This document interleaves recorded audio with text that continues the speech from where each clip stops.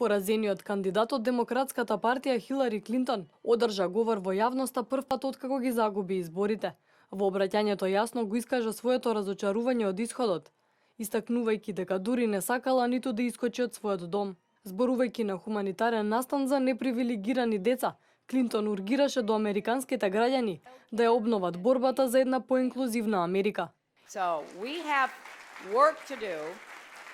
Мораме да работиме за доброто на нашите деца, семејства и нашата земја. Потребни сте и на Америка, вашата енергија, амбиција и талент.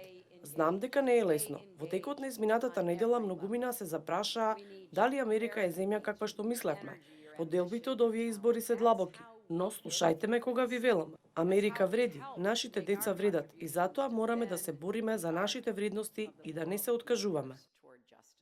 И покрај тоа што ги загуби изборите според американскиот систем на гласање, сепак поголемиот дел од гласовите отидоа токму за Хилари. Тоа разгневи многумина, предизвикувајќи бран на протести низ многу сојузни држави, особено во Орегон каде демонстрациите станаа насилни. Во говорот кој го даде дента по поразот, Клинтон изјави дека сепак треба да му се даде шанса на Доналд Трамп, реторика споделена од многумина политичари, вклучително и актуелниот претседател Барак Обама.